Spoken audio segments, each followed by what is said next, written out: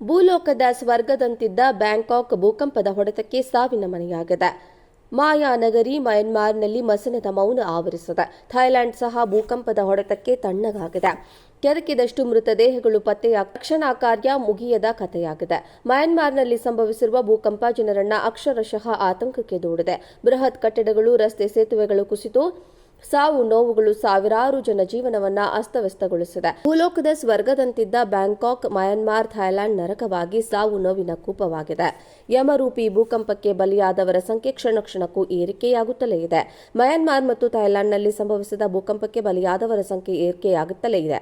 ನಿನ್ನೆಗೆ 1500 ಗಡಿ ದಾಟಿದ್ದ ಸಾವಿನ ಸಂಖ್ಯೆ ಸದ್ಯ 1700ರ ಗಡಿಯನ್ನು ದಾಟಿದೆ. ಇನ್ನು ಸಾವಿನ ಸಂಖ್ಯೆ ಏರಿಕೆಯಾಗೋ ಸಾಧ್ಯತೆ ಇದೆ ಅಂತ ಹೇಳಲಾಗ್ತಾ ಇದೆ. ಭೂಕಂಪದಲ್ಲಿ ಸುಮಾರು 3400ಕ್ಕೂ ಅಧಿಕ ಜನರು ಗಾಯಗೊಂಡಿದ್ದಾರೆ. 300ಕ್ಕೂ ಹೆಚ್ಚು ಜನರು ಕಾಣೆಯಾಗಿದ್ದು ಅವರಿಗಾಗಿ ಶೋಧ ಕಾರ್ಯ ನಡೀತಾ ಇದೆ. ಬ್ಯಾಂಕಾಕ್ನಲ್ಲಿಯೂ ಸಾವನ್ನಪ್ಪಿದವರ ಸಂಖ್ಯೆ 17ಕ್ಕೆ ಏರಿದೆ.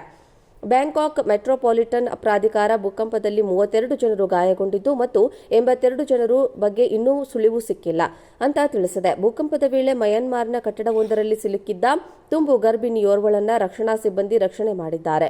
ಭೂಕಂಪದ ಬಳಿಕ ಕಳೆದ 2 ದಿನಗಳಿಂದ ಕಟ್ಟಡದಲ್ಲಿ ಸಿಲುಕಿಕೊಂಡಿದ್ದ ಮಹಿಳೆ ರಕ್ಷಣಾ ಸಿಬ್ಬಂದಿ ತ್ವರಿತ ಕಾರ್ಯಾಚರಣೆ ಬಳಿಕ ನಿಟ್ಟುಸಿರು ಬಿಟ್ಟಿದ್ದಾಳೆ. ನಿನ್ನೆ ಮಯನ್ಮಾರ್ನ 2ನೇ ಅತಿದೊಡ್ಡ ನಗರವಾದ ಮಂಡೇಲೆ ಬಳಿ 5.1 ತೀವ್ರತೆಯ ಭೂಕಂಪ ಸಂಭವಿಸಿದ್ದು ಜನರು ಆತಂಕಕ್ಕೆ ಈಡಾಗಿದ್ದಾರೆ. ಮಾರ್ಚ್ 28ರ ಶುಕ್ರವಾರದಿಂದ ಸಂಭವಿಸಿದೆ. ಭೂಲೋಕದ ಸ್ವರ್ಗದಂತಿದ್ದ ಬ್ಯಾಂಕಾಕ್ ಭೂಕಂಪದ ಹೊಡೆತಕ್ಕೆ ಸಾವಿನ ಮನೆಯಾಗಿದೆ. ಮಾಯಾ ನಗರಿ ಮಯನ್ಮಾರ್ನಲ್ಲಿ ಮಸಣದ ಮೌನ ಆವರಿಸಿದೆ. ಥೈಲ್ಯಾಂಡ್ ಸಹ ಭೂಕಂಪದ ಹೊಡೆತಕ್ಕೆ ತಣ್ಣಗಾಗಿದೆ. ಕೆದಕಿದಷ್ಟು ಮೃತದೇಹಗಳು ಪತ್ತೆಯಾಗ ರಕ್ಷಣಾ ಕಾರ್ಯ ಮುಗಿಯದ ಕಥೆಯಾಗಿದೆ. ಮಯನ್ಮಾರ್ನಲ್ಲಿ ಸಂಭವಿಸಿರುವ ಭೂಕಂಪ ಜನರನ್ನ ಅಕ್ಷರಶಃ ಆತಂಕಕ್ಕೆ ದೂಡಿದೆ. ಬೃಹತ್ ಕಟ್ಟಡಗಳು, ರಸ್ತೆ, ಸೇತುವೆಗಳು ಕುಸಿತು ಸಾವು ನೋವುಗಳು ಸಾವಿರಾರು ಜನ ಜೀವನವನ್ನ ಅಸ್ತವ್ಯಸ್ತಗೊಳಿಸಿದೆ. ಭೂಲೋಕದ ಸ್ವರ್ಗದಂತಿದ್ದ ಬ್ಯಾಂಕಾಕ್, ಮಯನ್ಮಾರ್, ಥೈಲ್ಯಾಂಡ್ ನರಕವಾಗಿ ಸಾವು ನೋವಿನ ಕೂಪವಾಗಿದೆ. ಯಮರೂಪಿ ಭೂಕಂಪಕ್ಕೆ ಬಲಿಯಾದವರ ಸಂಖ್ಯೆ ಕ್ಷಣಕ್ಕೂ ಏರಿಕೆಯಾಗುತ್ತಲೇ ಇದೆ. ಮಯನ್ಮಾರ್ ಮತ್ತು ಥೈಲ್ಯಾಂಡ್ನಲ್ಲಿ ಸಂಭವಿಸಿದ ಭೂಕಂಪಕ್ಕೆ ಬಲಿಯಾದವರ ಸಂಖ್ಯೆ ಏರಿಕೆಯಾಗುತ್ತಲೇ ಇದೆ. ನಿನ್ನೆಗೆ 1500 ಗಡಿ ದಾಟಿದ್ದ ಸಾವಿನ ಸಂಖ್ಯೆ ಸದ್ಯ 1700ರ ಗಡಿಯನ್ನು ದಾಟಿದೆ.